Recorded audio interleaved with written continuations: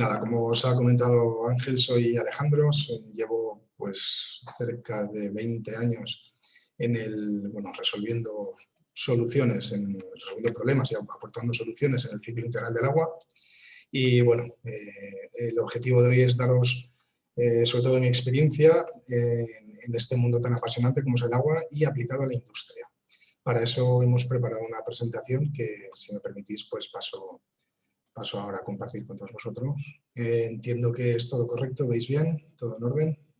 Pues como os decía, muy buenas tardes. La introducción en la que tengo el gustazo de poder compartir con vosotros va a durar aproximadamente una hora y luego vamos a tener un espacio de unos 30 minutos para cualquier duda, cuestión, comentario que queréis que hagamos, pues estaré encantado de atenderos. La presentación, insisto, acerca de la escasez de agua en la industria, la he dividido en 4 puntos. En una primera parte, mi intención es comentaros a qué nos referimos, ¿no?, con el consumo de agua en la industria, ¿no? ¿Qué significado tiene para los industriales que tienen que producir día a día, pues qué importancia tiene el disponer de un agua de una calidad de otra, ¿no? Y también hablaremos de eso, de que distintas calidades afectan notoriamente a esta capacidad de producción. Luego también, en un segundo punto, quiero comentaros pues, distintas soluciones que a lo largo de mi trayectoria profesional y que, de alguna manera, el estado del arte que hay con distintas tecnologías para solucionar según qué necesidades y que se aplican en la industria, ¿no? Siempre mirando y teniendo muy cerquita lo que voy a contar en el punto 3, que es qué coste tiene esto. Porque afortunadamente tecnología y conocimiento hay de sobra, pero hay que tener muy presente la viabilidad de las soluciones que se apliquen. Y por último, pues os comentaré algunos casos que son conocidos, otros no tanto, y sobre todo toda la experiencia personal que os pueda aportar en esto. Y por supuesto, sentiros libres de cualquier pregunta, cualquier comentario, hacerlo a través del chat. En esta primera pantalla, en esta primera diapositiva de presentación, lo que pretendo contaros es, en una primera imagen, cuál es la actividad industrial en España, dónde está más localizada, ¿no? Que aquí en España siempre se ha tenido la referencia de el País Vasco, Madrid, Cataluña, pero también como la Comunidad Valenciana y Andalucía tiene una parte industrial importante. Hay otras zonas donde la repercusión es menor, pero todo esto tiene mucho que ver con el consumo de agua aplicado a la industria, porque allá donde se desarrolla una industria tienes que tener muy claro cuál es el ciclo integral del agua, porque los costes de producción pueden variar notoriamente del hecho de que estés ubicado en una zona para producir lo mismo que en otra zona de España, porque la disponibilidad del recurso agua es clave. Es tan importante que en la industria es donde más partido se saca al agua, es decir, y es lo que os pongo aquí en unos párrafos, ¿no? La productividad que se le saca por metro cúbico de agua consumida en la industria, pues se estima en unos 100 euros. Claro, estos son valores muy a grosso modo, pero lo que te viene a decir es que por cada litro de agua que se gasta en producir un bien industrial es mucho más rentable que la que se utiliza, por ejemplo, para el riego. Entre otras cosas, es una cuestión de volumen de agua consumida y del valor añadido que tiene el producto que tú generas, ¿no? Y eso es un dato muy significativo, sobre todo teniendo en cuenta que la actividad industrial es la tercera que más consume en España. Es decir, primero está, por supuesto, las actuaciones de riego. Sí que se ha evolucionado muchísimo. Aquí en el Levante español se hizo ya hace unos años una campaña muy importante para transformar los riegos que aquí se conocían como riegos a manta, que consiste en inundar, para que os hagáis una idea, una parcela de terreno con árboles, con cultivos. Eso se fue sustituyendo progresivamente por regadío y cómo las tecnologías de regadío han reducido drásticamente el consumo de agua para riego, ¿no? Pero aún así es el que ocupa el primer puesto en el ranking, ¿no? Luego el consumo humano, el consumo doméstico también es muy significativo. Somos cerca de 48 millones de personas y todos los días tenemos la costumbre de beber y asearnos, ¿no? Que podemos hacerlo, no en todas las partes del mundo pueden hacerlo, ¿no? Y es un consumo también importante. Y bueno, la industria tiene ese tercer puesto que además dentro del sector industrial, concretamente la industria alimentaria es la que más peso tiene, ¿no? Todo lo que es la preparación de alimentos, materia prima, producción, limpieza, pues es la que representa hasta un 11% del consumo destinado a la industria como global, ¿no? Y bueno, un poco a nivel de anécdota, contaros que lamentablemente en España tenemos el récord de gastar, que somos los que más huella hídrica generamos con la producción de alimentos, ¿no? Y esto es un dato bueno, que pese a que se ha hecho y se sigue haciendo mucho trabajo para reducir la cantidad de agua que se necesita para elaborar según qué productos, en el caso de la alimentación, pues todavía nos queda un camino interesante por hacer, ¿no? Porque hablamos de eso, es decir, el agua que consume la industria, ¿en qué se utiliza para producir, ¿no? Pues bueno, evidentemente las industrias, pues los sectores, cada sector, pues habrá unos sectores que necesitarán más, como es el caso que os he dicho de la alimentaria, y otros que menos, pero en términos generales hay una gran cantidad de empresas que necesitan vapor para producir, para higienizar, para de alguna manera conseguir la calidad del producto final que su propio sistema requiera, ¿no? Y entonces, para alimentar las calderas de vapor hay una norma técnica, que es a la que os hago referencia ahí, la 12.952, que te especifica en su anexo 3 que, según qué tipo de caldera, que tampoco voy a entrar ahora, ¿no? Si es sacotubular, si es pirotubular, qué calidad tiene que tener el agua.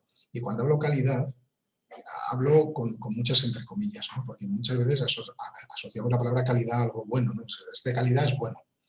Bueno, entonces, de alguna manera, esta norma que regula la calidad del agua de alimentación a las calderas de vapor, lo que habla es sobre, bueno, la cantidad de dureza que puede tener el agua, que ahora os comentaré a qué se refiere con este término, la salinidad que puede tener, etcétera, una serie de condicionantes, ¿no? Para que se pueda utilizar con seguridad y producir un vapor de calidad. Exactamente igual para las torres de refrigeración. Es decir, los procesos industriales, muchos procesos industriales, en su quehacer, pues requieren de una refrigeración, pues al igual que un coche tiene un radiador para enfriar los pistones, pues en procesos industriales hay muchos procesos que requieren de ese agua que enfríe ese proceso para que pueda seguir trabajando. Entonces este agua también tiene que tener unas características especiales, digamos con el matiz, que supongo que habréis oído hablar de la legionela. La legionela es un problema de contaminación microbiológica por partículas en suspensión, ahora que está tan de moda esto por los aerosoles del COVID, pues algo similar pasa con la legionela, ¿no? Y bueno, las torres de refrigeración son una fuente muy importante de propagación de aerosoles, por eso es muy, muy, muy importante que el agua cumpla una serie de requisitos y de características para no tener este problema. Entonces, bueno, pues que sepáis que también hay otra normativa, hay un Real Decreto que te regula esta calidad que tiene que tener el agua para poder alimentar una torre de refrigeración de enfriamiento. Y bueno, a nivel de anécdota, pues comentaros bueno, que no hacer este tipo de mantenimientos o controlar esta calidad del agua a la entrada de estos dos procesos, pues tiene consecuencias, además de la legionela, pues por ejemplo en el caso de las calderas de vapor, que pueda explotar, como han explotado calderas de vapor, por tener unas incrustaciones muy altas y no funcionar la válvula de seguridad, y algo parecido a que digamos que cuando se hace en una vivienda algo con una olla a presión, pues como si la válvula de seguridad no funcionara, ¿no? Para que os hagáis una idea. Entonces es muy importante. Otros procesos en la industria que requieren agua son, por supuesto, lo que es la producción en sí mismo, ¿no? Hay casos, como el que os pongo, el de la sepia, en el que el agua, además de para la limpieza, preparación, lavados, etcétera, una vez que está terminada, se le aplica una capa de agua desmineralizada, agua prácticamente destilada, sin sales, para que en el proceso de congelación quede una lámina de hielo protectora sobre la sepia en este caso, ¿no? Es un tema interesante. Al igual que pues, para producir, por ejemplo, jabones, la materia prima, por supuesto que son los compuestos químicos que hacen que ese jabón tenga esas propiedades de limpieza o de olor o para la piel, pero la materia prima fundamental es el agua. Los reactores se llenan con agua y ese agua tiene que tener unas características determinadas, ¿no? Por supuesto, limpieza de cristales, espejos, a nivel de agrofood, pues tenemos todo lo que es la preparación de la fruta, porque la fruta tiene que estar bonita, cuando vayamos al mercado a comprarla, pues tiene que estar bonita y eso hace que se tenga que gastar cantidades ingentes de agua para eso. Entonces, bueno, pues obviamente, ¿no? Otro consumo en la industria importante, aparte de las calderas, las torres, es el propio que se utiliza, el consumo propio del proceso productivo.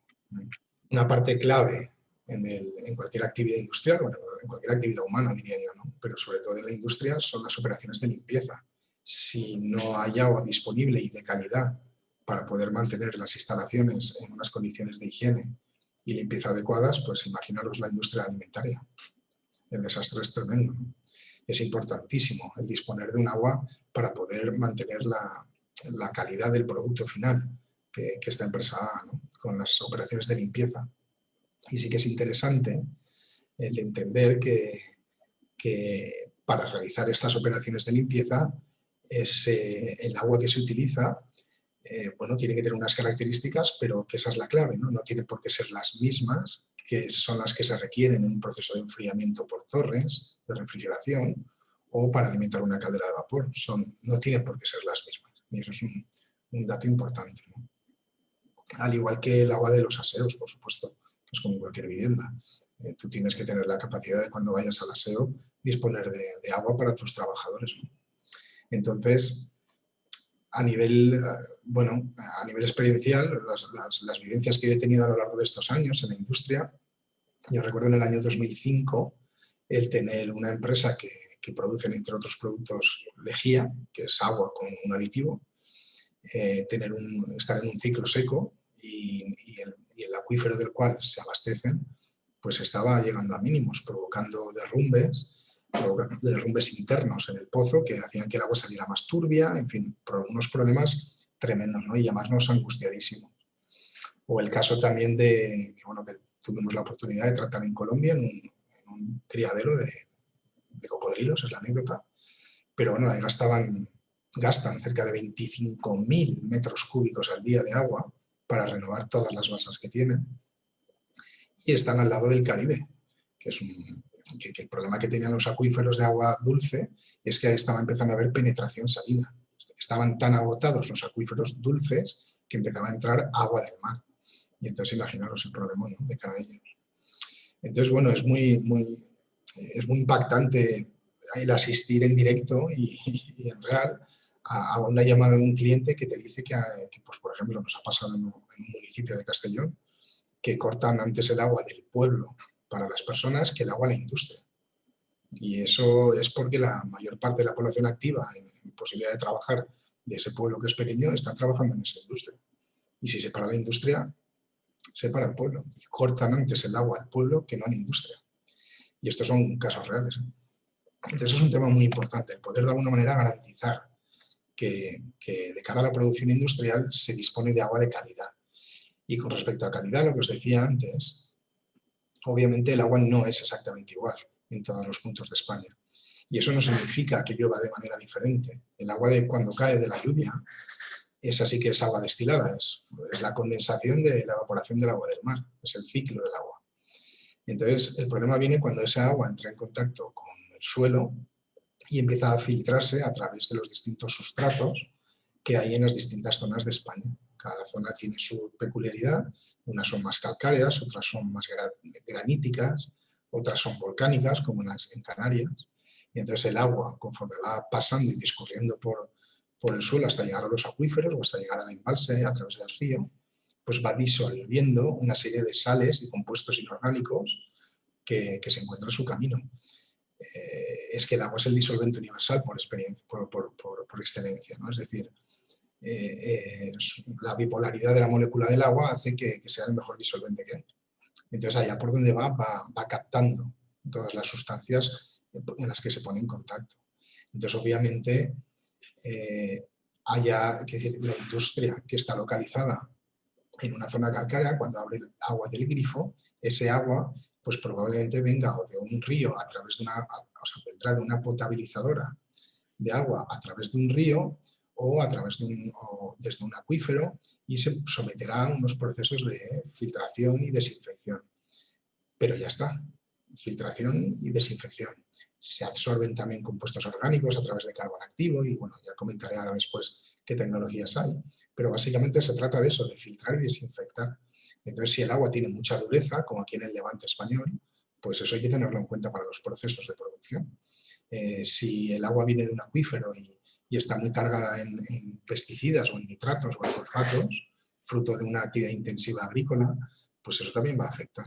Entonces eso hay que tenerlo en cuenta.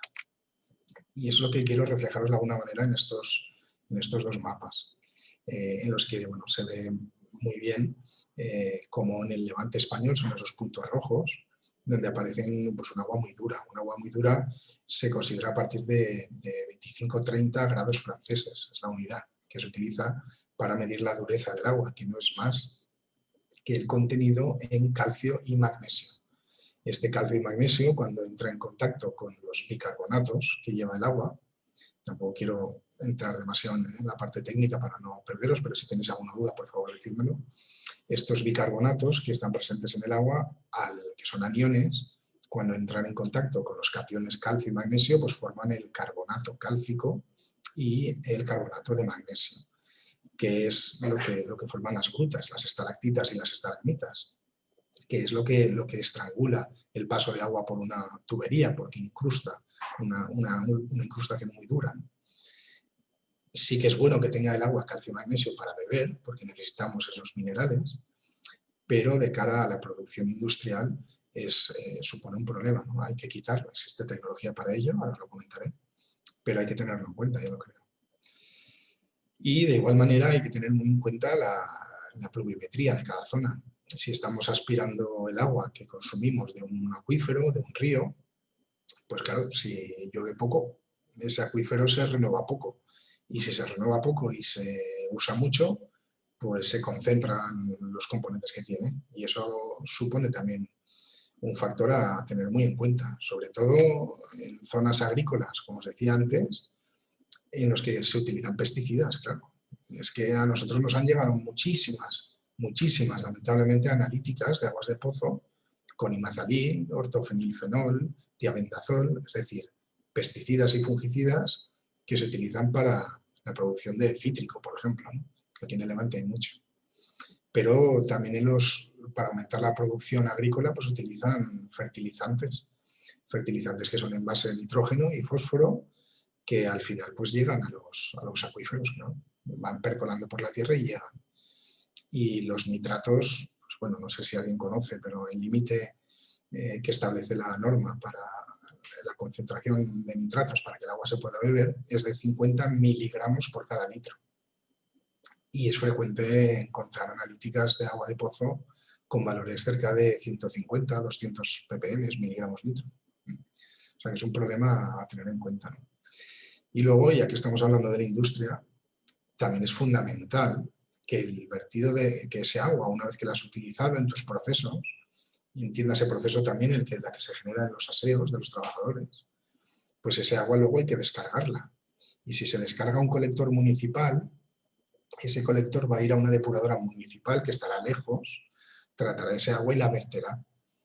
Pero si vertemos al lado de la industria, a dominio público hidráulico, que se dice, al terreno, es muy probable que ese agua al final llegue a los acuíferos del cual te estás abasteciendo en tu propio pozo, y si no tratas bien el agua residual, tu propio pozo se va a contaminar.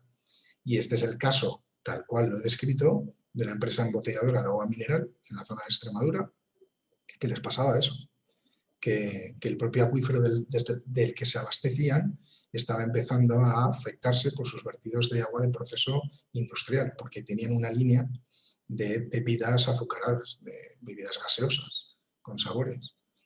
Entonces eso les generó un problema, ¿no? Las limpiezas ZIP, en fin. Muy importante tener en cuenta que esa zona donde tú estés trabajando, operando, pues estarás rodeado, que es lo que enseño aquí en esta imagen. Estarás en un entorno rodeado de acuíferos o tendrás un río o, en fin, tendrás unas circunstancias que tienes que tener en cuenta a la hora de planificar tu producción industrial.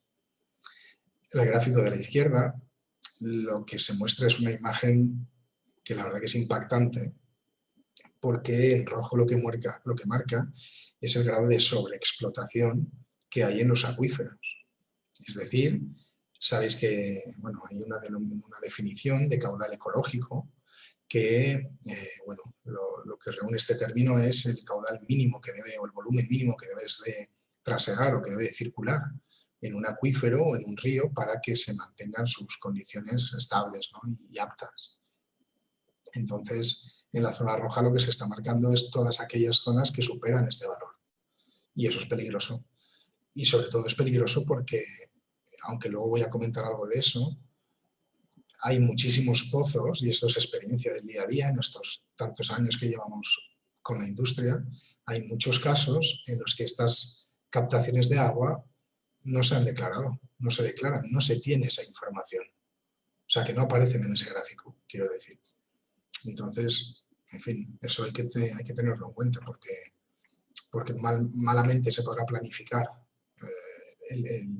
digamos, hacer una política hidrológica con sensatez si no se tienen todos los datos, ¿no? Entonces, hay que seguir trabajando para que sea cada vez más fácil legalizar esos pozos, esos suministros propios, ¿no? Existe el modelo, existe la ley, existe el procedimiento, pero todo cuesta. Entonces, bueno, a ver, la parte buena de todo esto que os he dicho, la parte buena en el sentido de que estoy hablando de las dificultades, ¿no?, que puede encontrar la industria con el agua que vaya a consumir. Primero por la calidad que necesitará para según sea su proceso, como os he dicho, a nivel de vapor, de enfriamiento, e incluso de producción, pero también teniendo en cuenta el origen de ese agua. Es decir, que si el agua me viene de un pozo y estoy en una zona cargada de nitratos y pesticidas y sulfatos, pues los voy a tener que quitar antes de poder utilizar ese agua, ¿no?, en mi proceso, en los distintos procesos. Entonces, bueno, la parte buena de todo esto es que existe ya la tecnología, está más que desarrollada para, a partir de cualquier tipo de agua, insisto, a partir de cualquier tipo de agua, hacer un agua a la carta. Tenemos esa tecnología. De hecho, a día de hoy se suministra en garrafones, se suministra agua de consumo que está tratada con estas tecnologías, que no es agua de manantial pura, como se entiende, ¿no?, sino que es agua tratada y es perfectamente, ¿no? O sea, a nivel, para que os hagáis una idea, en la Estación Espacial Internacional no llevan botellones de agua. O sea, existe tecnología para reutilizar el agua al 100% y en ese aspecto podemos estar muy tranquilos. El único problema es que cada tecnología, pues bueno, tiene sus inconvenientes, que pues son, como os pongo en esta tabla que os he dicho, pues a nivel de, pues por ejemplo, para filtrar el agua, para quitar los sólidos que pueda arrastrar, las partículas en suspensión, pues existen filtros de 1000 variedades distintas, ¿no?, de sílex antracita, de material vítreo, con zeolitas, en fin, una variedad de materiales de filtración muy importante. Pero ojo, cuando estos materiales se saturan con eso que llevaba el agua y que he retenido, tengo que hacer un contralavado. Y ese agua la tengo que llevar a algún sitio. Y lo suyo es tratarla antes de devolverla al mismo acuífero del que estoy tratando, del que estoy aspirando. Lo mismo ocurre con las distintas sales que lleva el agua, ¿no?, los nitratos, cloruros, la dureza, la salinidad en general que lleva el agua. Para controlar estas concentraciones está más que desarrollada y extendida la tecnología de las resinas de intercambio iónico, o las membranas de ósmosis inversa, o las de ultrafiltración, y que son tecnologías que te hacen un agua a la carta, literalmente. Para que os hagáis una idea, se hace esto con el vino, que es un crimen, ¿no?, pero se suministra vino sin alcohol o cerveza sin alcohol utilizando este tipo de tecnologías, ¿no?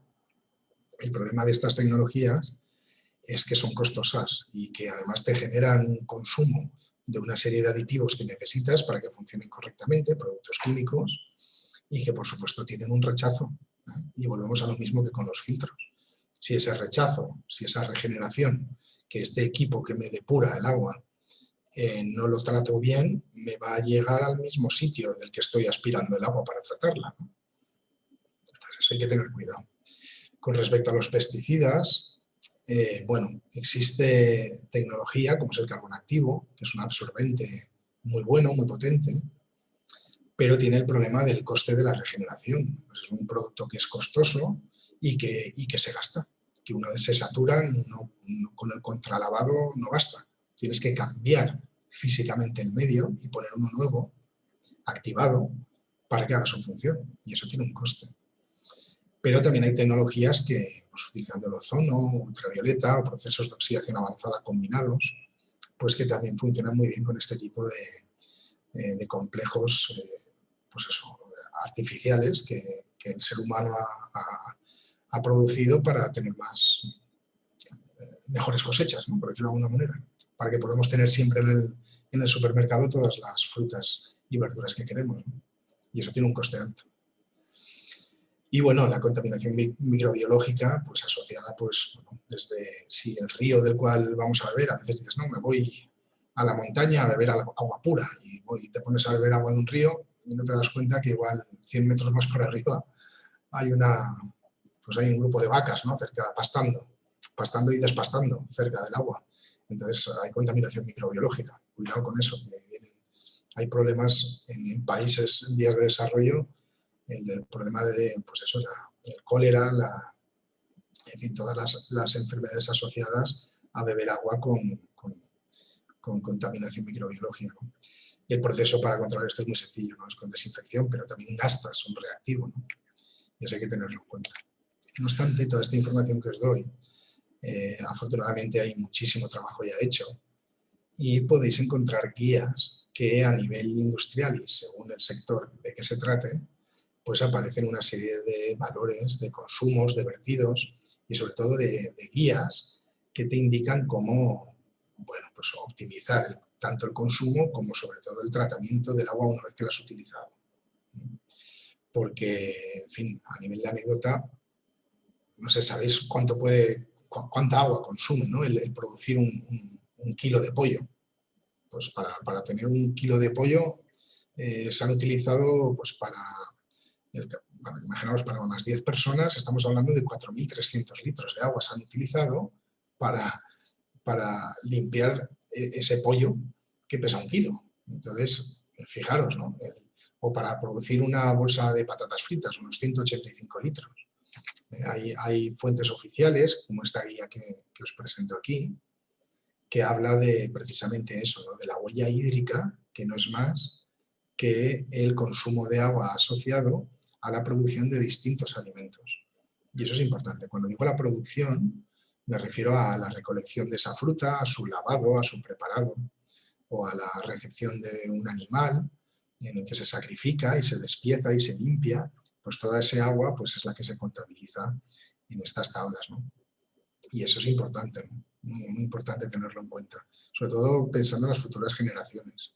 A nivel de los niños es importante hacerles ver la cantidad de agua que gastamos, ¿no? Para producir según qué alimentos. Entonces, en definitiva, como resumen de este primer punto, pues indicaros que, bueno, como todos sabemos en España las sequías son cíclicas y cuando vienen, pues suponen un problema importante para la producción industrial que hay que tener en cuenta si no queremos tenernos sorpresas y hacer esas llamadas críticas que os hacía mención al principio. El sentido común, las guías técnicas, lo que te aconsejan es, pues bueno, medidas a ahorrar en el consumo del agua, es decir, reutiliza en lo posible, utilicemos el agua de lluvia que de siempre se ha utilizado y parece ahora que es como algo en fin, que no tiene sentido, ¿no? Eso me ha pasado en muchas industrias, ver cómo el agua pluvial se desperdicia. Por supuesto, las fugas, ¿no? Había un dato por ahí que cerca del 35% del agua que se consumía por las tuberías del agua potable de una ciudad se perdía en fugas, ¿no? Fijaros si es importante mantener bien una instalación. Y sí, es verdad, estamos aquí en una zona, en el Levante español concretamente, en que las lluvias son torrenciales y su almacenamiento es complejo, es complicado.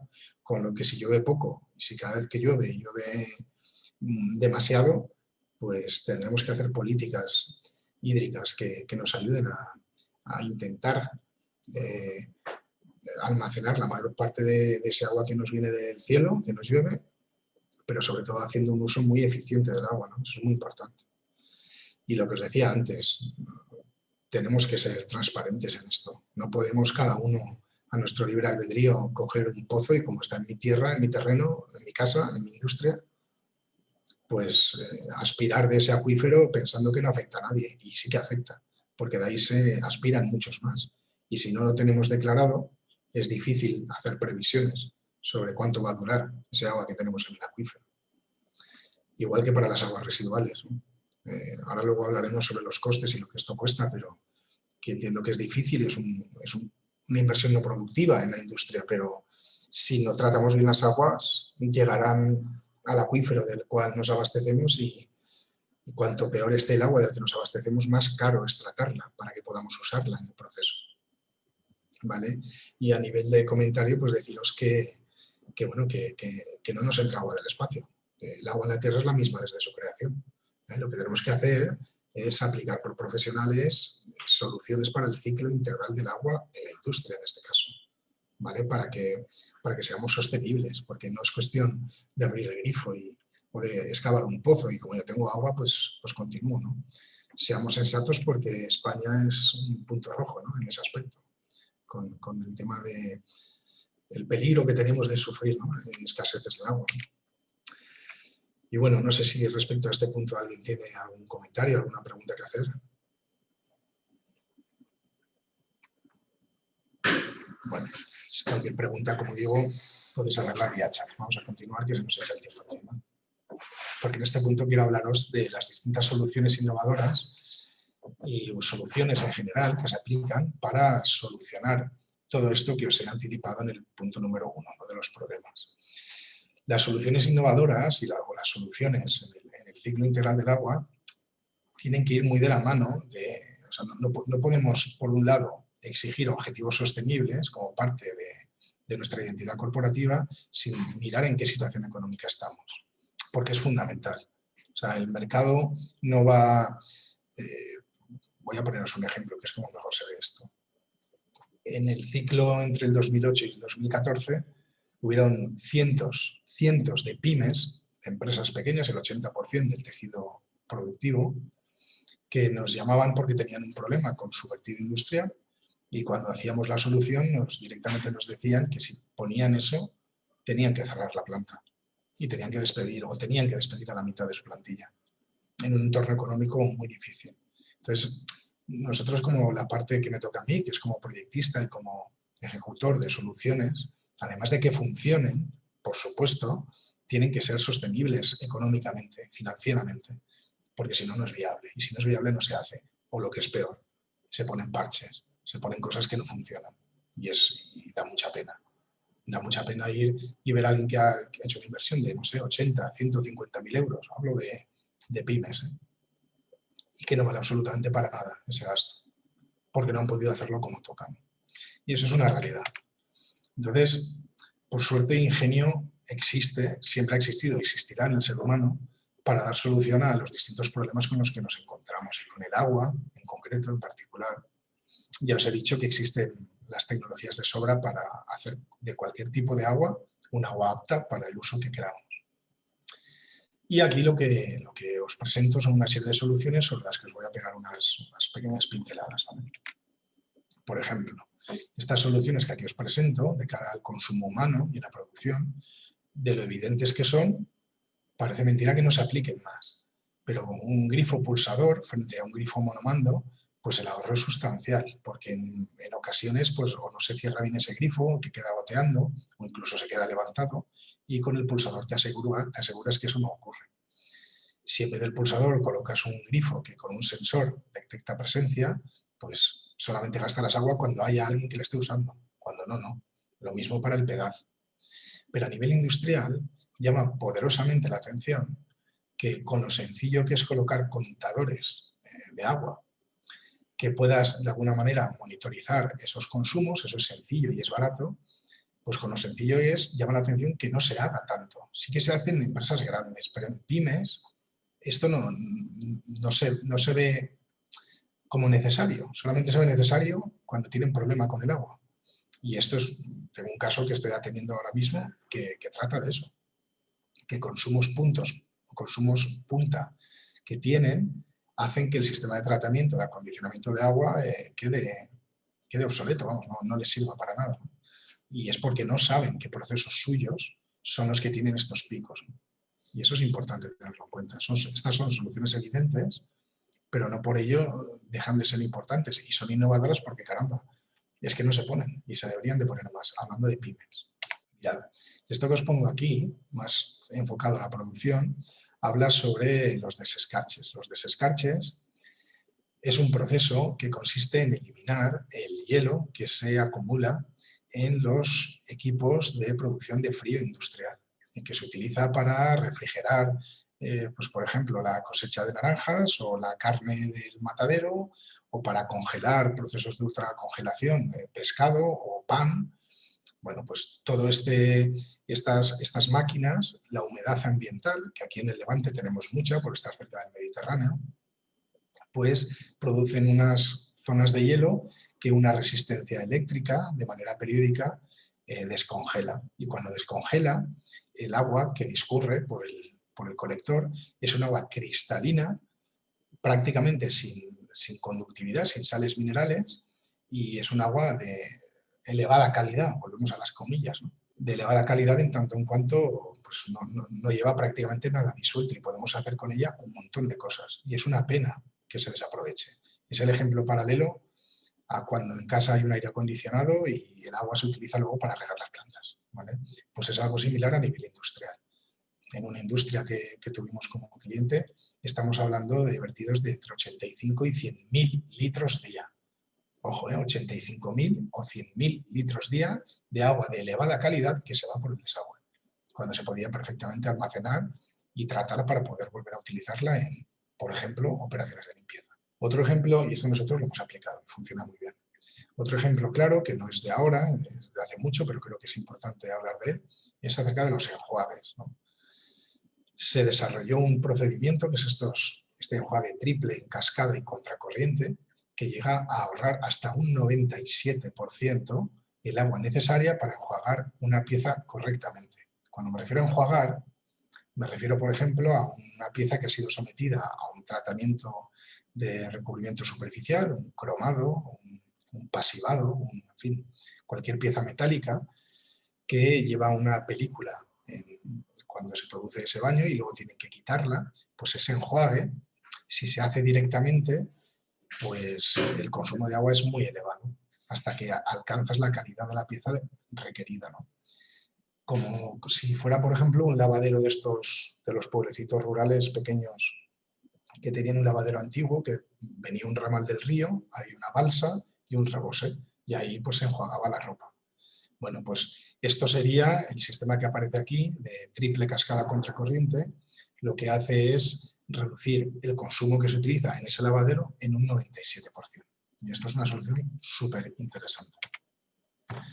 En cuanto a los equipos de filtración, antes os he comentado que hay distintos medios filtrantes, pues Turbidex, material vítreo, pero aquí os presento uno que son unas esferas también de material vítreo y plástico, una mezcla, que lo que permiten son contralavados más distanciados en el tiempo y más eficientes.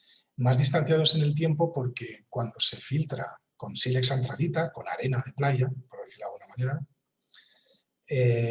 muchas veces el filtro se tiene que lavar antes de tiempo porque se ha pelmazado la arena. Sin embargo, estos elementos sintéticos de plástico, cristal, pues tienen una vida más larga en ese aspecto, ¿no? Evidentemente, si el agua viene muy sucia, pues se tiene que hacer el contralava también, pero no es por apelmazamiento del medio filtrante. Luego también os he puesto un diagrama en el que, bueno, es un PID, un diagrama acerca de un proceso de osmosis inversa y en el que, bueno, a partir de la osmosis inversa, no sé si conocéis la tecnología, entiendo que sí, pero podemos llegar a beber hasta incluso agua del mar, ¿vale? Porque rechazamos todas las sales, ¿vale? O un porcentaje muy alto, ¿vale? Entonces, aquí en este sistema lo que se ve es que, bueno, que los rechazos de etapas posteriores son de nuevo reinyectados en cabecera para aprovechar el máximo posible.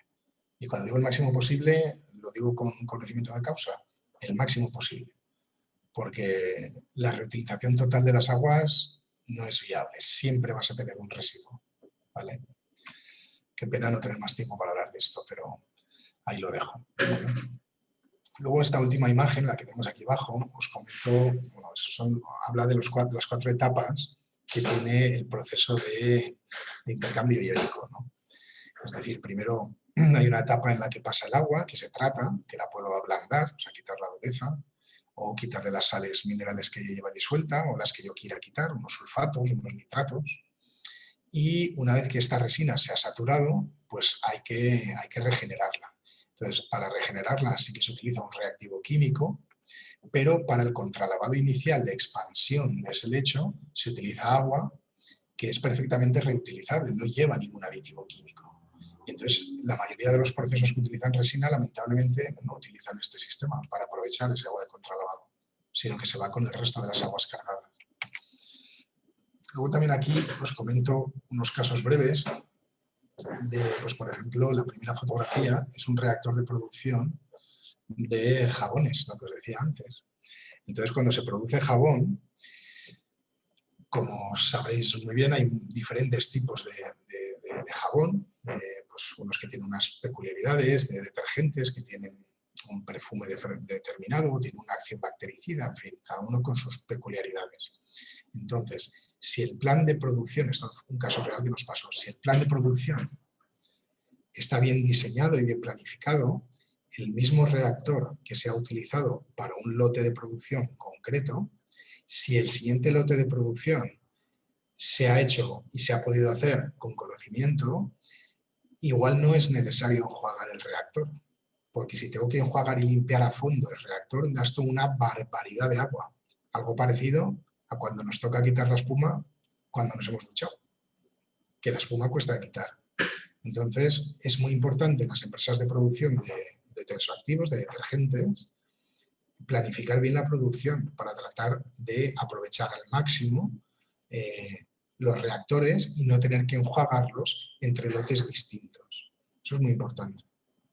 La siguiente foto, insisto, qué pena no tener más tiempo para hablaros más de esto, porque, en fin, si cualquier duda que tengáis, si os puedo ayudar, por favor, hacedmelo saber. Esta segunda fotografía, que aparece en estas lonas, esto es para aprovechar la humedad. Algo parecido a lo que os he dicho de los equipos de frío industrial, pero esto es más artesanal y más barato. Esto capta la humedad y el vapor, al entrar en contacto con los hilos, condensa y se recupera por unos conductos. Pero bueno, tampoco hay que irnos a soluciones así tan raras, podemos irnos a las directas, las de agua de lluvia, las pluviales, ¿no? que parece mentira que con lo sencillo que es no se aprovechen más. Antiguamente las casas rurales disponían de su propio aljibe y es una pena que eso se pierda. Y aplicado a la industria, ni os digo, cómo no tener en cuenta cuando se diseña una industria el almacenamiento y aprovechamiento de las pluviales para riego de jardines, por ejemplo. Parece mentira que esto no se utilice más. Otros procesos algo más avanzados son este que tenéis aquí a la izquierda, que bueno, pues cuando necesitamos agua caliente y pasa un tiempo hasta que ese agua llega caliente, pues que ese agua no se desperdicie, ¿no? Entonces, con un sistema muy sencillito de sondas de temperatura y electroválvulas, mantienes el agua en recirculación hasta que alcanza la temperatura de consigna, que es cuando se abre el grifo.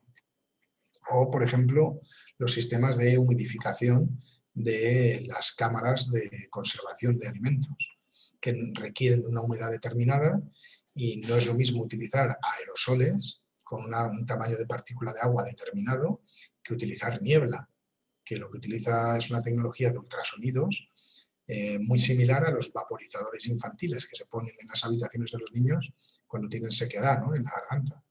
Pues el consumo de agua baja drásticamente si lo hacemos con niebla frente al aspersor, ¿no?, frente a la dispersión acuosa. Esto era en cuanto a agua de consumo, de proceso de producción. Ahora voy a comentaros rápidamente acerca de las aguas residuales. Es muy extendido el uso, de hecho en almacenes de fontanería muy conocidos hay equipos preparados de reutilización de aguas grises. Con esto quiero hacer una especial mención. Mucho cuidado, porque con una filtración y una desinfección no nos basta para tratar el agua que nos venga del lavabo y de la ducha. Y el motivo es porque si hay nitrógeno amoniacal en el agua, es decir, si se orina en la ducha, pues eso supone un problema, porque el amoníaco no se elimina, el amoníaco que va en la urea de la orina, no se elimina con una filtración y una desinfección. Y eso es importante tenerlo en cuenta, porque da mucha pena ver sistemas de aguas grises totalmente parados porque el agua que generaban apestaba a amoníaco. Y eso es una pena. Hay soluciones, como esta de la derecha, que es un proceso biológico, eso sí, Con un proceso de nitrificación biológica me puedo cargar el amoníaco. Pero cuidado, necesito carga orgánica. Y si no la tengo, pero bueno. Básicamente esta pincelada acerca de las aguas grises, ¿vale? Muy importante elegir bien el sistema. Luego, respecto en la industria, cuando tienen un proceso industrial, como este que os pongo aquí, en la parte de arriba está lo que sería la línea de agua industrial y la parte de abajo sería el agua de los váteres, de los aseos, de los trabajadores. Entonces, nos ha ocurrido muchas veces que en la industria tiene, por ejemplo, conexión al colector municipal de saneamiento y no sé si sabéis, pero no necesitas, cuando tienes esta conexión, no necesitas tratar las aguas de los váteres, la puedes tirar directamente a ese colector. Entonces, muchas veces nos dicen, no, el agua de los váteres no la quiero tratar, solo quiero tratar el agua industrial. Entonces, nos ha tocado hacerles entender que tratar el agua de los váteres es muy sencillo o relativamente sencillo y nos permite conseguir un agua extra que no forma parte del vertido industrial, pero que nos facilita mucho el diseño de la solución. Y cuando digo facilita, me refiero a costes de inversión y sobre todo costes de operación. Muy importante este dato, porque a nivel industrial, aquí os pongo unas cuantas fotos, encontráis agua de mil formas y colores y distintos contaminantes. Entonces es muy importante tener en cuenta todos y cada uno de los vertidos que se generan en la industria para poder hacer un diseño de una solución eficiente y conseguir, insisto, que se puede pasar de un agua como esta marrón a esta agua cristalina o de esta negra a agua cristalina. Existe la tecnología y el conocimiento, pero hay que hacer un planteamiento integral en el consumo y en el vertido de ese agua industrial.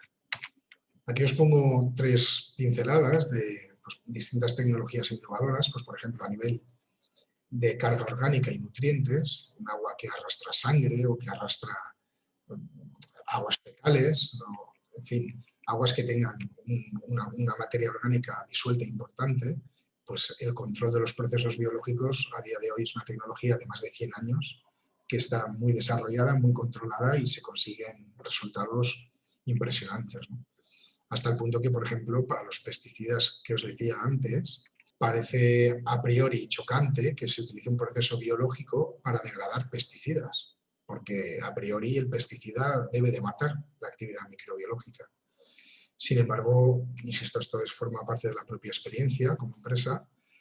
Nosotros tenemos sistemas biológicos operando en agua con pesticidas y no solamente no nos afecta al proceso porque está bien diseñado, sino que además arrastramos esos pesticidas en el tejido celular de los microorganismos que cultivamos, ¿vale? Para que luego sea más sencillo terminar de destruir ese pesticida con carbón activo y con ozono, por ejemplo.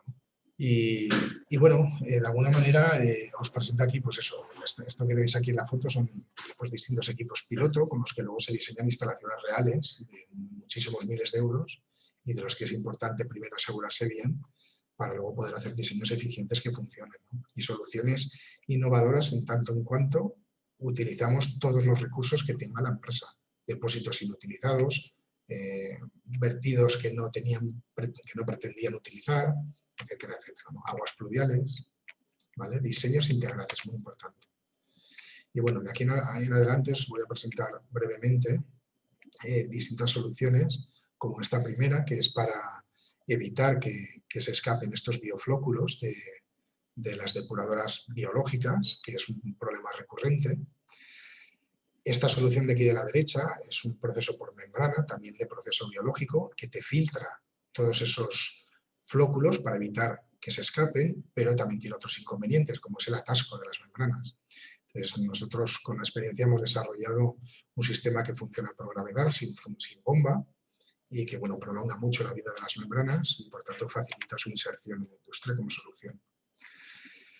Es muy importante también hacer pilotajes, hacer ensayos con procesos biológicos, porque clama al cielo que existan. Nosotros hemos llegado a ir a clientes que tenían depuradoras biológicas para vertidos que no eran biológicamente degradables. Es decir, habían gastado el dinero en un proceso que no era factible. Entonces es muy importante el disponer de medios para poder ensayar ese sistema biológico previo. Esto de aquí de la derecha es un sistema similar al la filtración de flotantes que os he contado antes, pero con para la configuración esta de cilindro enterrado, que está muy extendida y que tiene muchos problemas de operación. Entonces, es una solución sencilla que desarrollamos para evitar esa fuga de biomasa, ¿no? De lodo, al fin y al cabo, que hace que aunque el agua esté bien tratada, si se te mezcla con el bioflúculo lo echas todo a perder. Luego también, bueno, quiero comentaros aquí brevemente que a través de distintos programas europeos se fomenta la innovación y el desarrollo y la investigación en materia de agua y de vertidos, y es súper importante. Tenemos el privilegio de participar en varios proyectos, como este que aparece en la foto, en la que bueno, se utiliza nanocelulosa, como en otros muchísimos procesos, pero con resultados, la verdad, que muy prometedores para la industria y muy interesantes, ¿no? Tanto en cuanto ese producto de nanocelulosa que utilizamos luego puede volver al ciclo de producción. Las soluciones realmente interesantes, al igual que esta de la derecha, ¿no? Que como con electrólisis y con filtros de lignina podemos llegar a controlar el gran problema que suponen los nitratos, ¿no? Sobre todo aquí en el Levante español. También es muy importante, de cara a procesos biológicos, el controlar muy bien el proceso. Es decir, esta gráfica que veis aquí muestra la evolución del pH y del potencial redox en un proceso de nitrificación y desnitrificación biológica, ¿no? Entonces, esta gráfica en concreto corresponde a un agua residual urbana, pero cuando tienes que tratar un agua industrial biológicamente degradable, pero que no es una urbana, pues estos ciclos son diferentes. Entonces, el disponer de sondas que te permita anticiparte a las distintas etapas que tienen lugar facilitan mucho el proceso y, lo más importante, garantizan el resultado, ¿no? Entonces, a nivel de resumen, rápidamente comentaros que el resumen en cuanto a las soluciones innovadoras es que tenemos la tecnología suficiente para llevarlas a cabo, ¿vale? Y el conocimiento también, pero es tremendamente importante tener en cuenta lo que voy a comentaros en este punto número 3. Y es qué barreras o qué impedimentos o qué dificultades hay para aplicar estas soluciones que os digo que ya existen, de las que hay conocimiento, para aplicarlas a la solución de los problemas, ¿no? Entonces, es lo que os digo, pese a que sabemos cómo hacerlo, no podemos perder de vista los costes. Es fundamental. Podemos ser muy buenos diseñando y fabricando sistemas de tratamiento de agua que, si no encajan en el modelo económico de la empresa o de la industria, no se van a llevar a cabo. Y os lo digo de primera mano. Por supuestísimo, los ciclos económicos influyen a todos, pero a las empresas y a la industria muchísimo. Y a las pymes ya ni os digo. Entonces, todo lo que sea invertir en un agua de proceso es mucho más sencillo que en un agua residual. ¿Con esto qué quiero decir? Que una industria siempre ve con mejores ojos el invertir en un sistema de tratamiento de agua que va a utilizar en su proceso productivo para producir más y ganar más dinero, que no para cumplir una ley de vertidos. Y eso es lamentable, pero es así.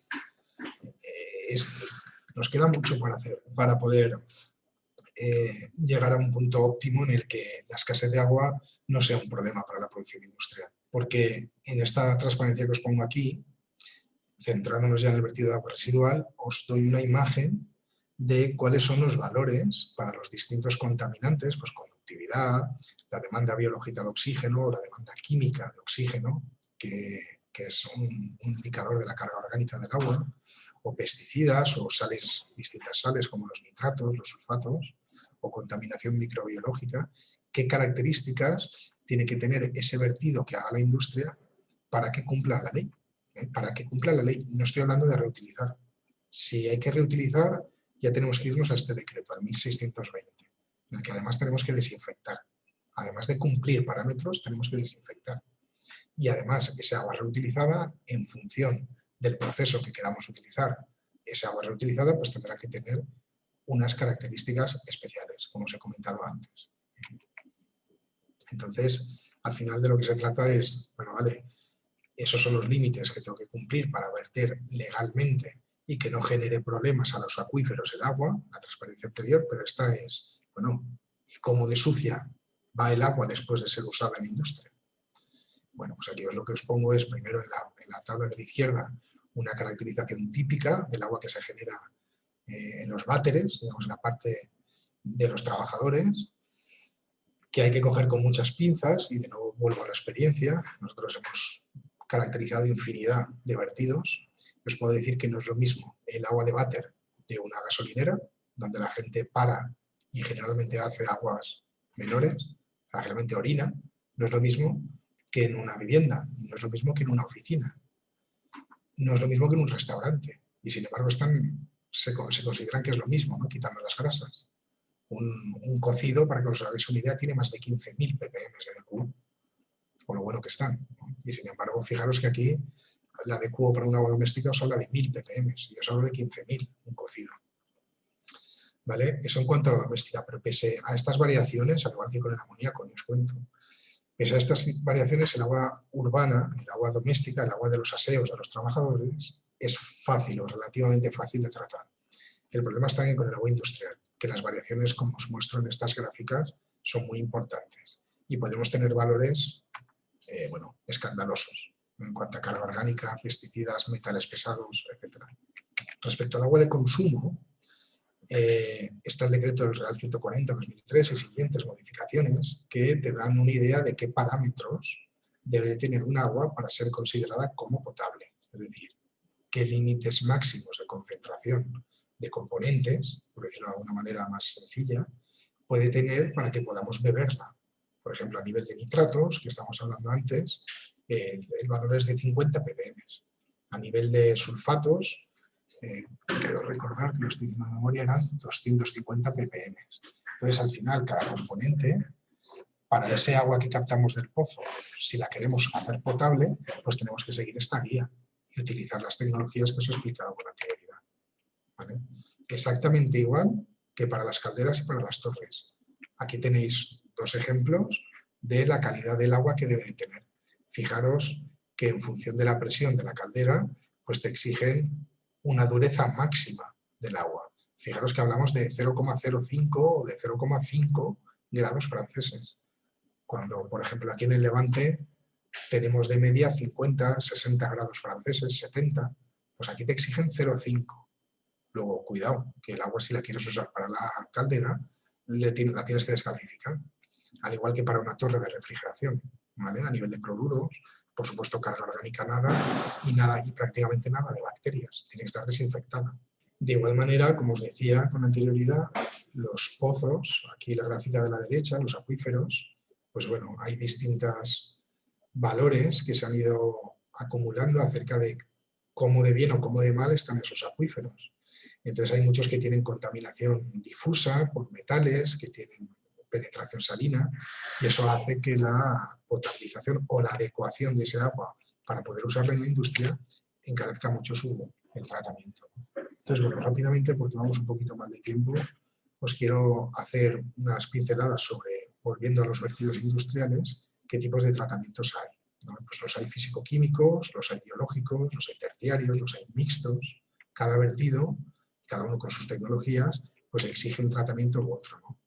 A nivel del agua que se generaba en los váteres, aquí tengo otra de las barreras que os quería comentar, que es los costes de ejecución, ¿vale? Para que tengáis una idea de cuánto cuesta, pues por ejemplo, a nivel de mercado, esto es del mercado.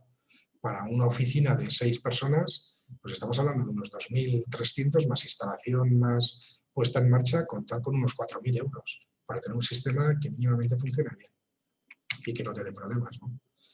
Ahora bien, a nivel del agua residual industrial, os he puesto instalaciones que hemos hecho nosotros, que ahí el coste va desde, pues eso, 20.000 euros hasta cerca del 1.000.000 de euros, hablando de pymes, ¿eh? Entonces, es tremendamente complicado, porque a la hora de ejecutar estas instalaciones también hay que tener en cuenta los costes de operación, ¿eh? Como os pongo aquí, los productos químicos que se van a utilizar, hay que tener en cuenta qué coste, en este caso, por ejemplo, para 80 metros cúbicos día, hablamos de 800 euros al mes. O los costes energéticos, que hay bombas, hay soplantes, que gastan mucha energía. O los consumibles, los reactivos químicos, la vida media de los equipos. Y luego cualquier avería que haya que hacer, los lodos o los residuos que tengamos que gestionar. Pues hay que tenerlo en cuenta en los costes, ¿no? Porque además de no hacerlo, si la depuradora no funciona, si ya tenemos bastante con el problema de la escasez de agua, solo falta que encima nos cierren el vertido, como pasa. puede ir la administración y si no cumples los parámetros de vertido y no haces caso a los requerimientos que se te envían, te llegan a clausurar la conexión al colector municipal. De tal manera que no puedes ni tirar no puedes ni a la selva. Y eso es así. Eso se ha hecho, se hace. O multas considerables. O el cierre de la actividad industrial. Esto es más complicado, pero en fin, hay casos. Porque hay una ley de responsabilidad ambiental con responsabilidades penales. En fin, me viene Aznalcóllar a la cabeza, pero vamos, hay un montón. Pero esto hay que tener cuidado. De hecho, hay una película que está basada en hechos reales, que es el caso de Erin Brockovich, habréis visto, algunos de vosotros, y te habla de esto precisamente. Cuidado con esto, que es un tema grave. En cuanto al agua de consumo, rápidamente comentaros que, bueno, existe, por supuesto, la tecnología, como os he dicho, para a partir de cualquier tipo de agua, hacerla apta para consumo. Aquí la transparencia que tendréis a disposición vuestra, tenéis ciertas pinceladas de costes, de precio de tarifa que podéis encontrar, pues por ejemplo, estos son descalificadores dúplex, ¿no? o a nivel de osmosis inversa, ¿no? Para 1.800 litros hora, para que veáis de qué costes estamos hablando. Todo esto con 1000 salvedades, ¿no? Pero también está, por ejemplo, que os pongo de costes pues desde un filtro de tela hasta un relleno de polifosfatos o cartuchos, en fin, porque esta es la clave. Estamos hablando que es costoso invertir en instalaciones de acondicionamiento de agua, en unos casos del agua residual industrial más que en el agua residual urbana, y generalmente para el agua de consumo es asequible, pero todas estas inversiones, pensando en la reutilización, por ejemplo, de un agua residual, que nos pueda ayudar a combatir la escasez de agua en el suministro, nunca se invertirá en esos sistemas de reutilización si el coste del agua del grifo es muy barato. Y eso es de cajón. Entonces aquí en España estamos hablando de un coste máximo de 2,7, 3 euros máximo, hemos llegado a ver, según qué zonas. Pero claro, si te sale a 3 euros metro cúbico la del grifo, pero reutilizar el agua te sale a 6 euros, pues cuando se acabe el agua se ha acabado. Y es una pena, pero esto es así. Entonces, lamentablemente, se tendrá que volver a subir el precio del agua para que se entienda o para que valoremos el valor que tiene o lo importante que es ser eficientes en el consumo y en el uso del agua, para que cuando vengan las épocas de sequía que vienen, podamos disponer de los recursos necesarios, ¿no? Como en los casos estos de éxito que os cuento. Y ya con esto terminamos. Por ejemplo, fabricante de cosméticos, pues bueno, aplican unas tecnologías de depuración que son más que conocidas, un proceso físico-químico, un DAF, un proceso de membrana, un MBR, y luego distintas etapas de membrana, pues llegan a utilizar hasta un 95% del agua. Y eso es viable técnicamente. El problema es la parte económica. Nosotros tenemos un caso aquí en Sagunto, una población de aquí cerquita, para 400 metros cúbicos día, que esta solución no la pudieron llevar a cabo. Tuvimos que ingeniárnoslas para que cumplieran parámetros de vertido, pero como no tenían problemas de escasez en ese momento, pues se hizo de otra manera. Pero sí que existen casos que se puede aplicar si se dispone, como en este caso de un productor de harina de pescado, si se dispone los fondos necesarios para llevarlo a cabo, por supuestísimo. Aquí fijaros que el dato es que te recupera hasta 240.000 litros al día. ¿Para qué? Pues para baldeo, pues para riego, incluso para producción, porque como os he dicho con el vino y con la cerveza, con la tecnología de la membrana podemos conseguir el agua a la carta, el agua que queramos. Es cuestión de costes de inversión y de operación. Y luego, por último, muy importante, el agua de consumo. Lo que os decía antes, ese 30-35% de agua que perdemos por soluciones mal ejecutadas, o por falta de mantenimiento, o por averías en una red de distribución municipal, por ejemplo, pues monitorizando estas redes de distribución, pues los ahorros son muy importantes. Y tenemos el caso de Gandía y otras muchas industrias, ¿no? Es decir, que monitorizando de manera adecuada se detectan enseguida consumos inapropiados, fuera de escala, que se detectan enseguida y que por tanto se pueden corregir. Pero sin, como se dice en calidad, ¿no? Si lo que no medimos no lo podemos mejorar. Entonces es muy importante, ¿sabes? Un caso como este, ¿no? Que gracias a que se puede medir, pues se puede optimizar el consumo y el uso del agua en general, ¿no? Y bueno, esto ha sido todo en 1 hora y 5 minutos. Espero que haya sido ameno. Ahí tenéis mi correo electrónico para cualquier consulta en la que pueda ayudaros. Estoy a vuestra disposición. Y a partir de ahora, si no me equivoco, Ángel, comienza el turno de preguntas. cosas, ¿sí?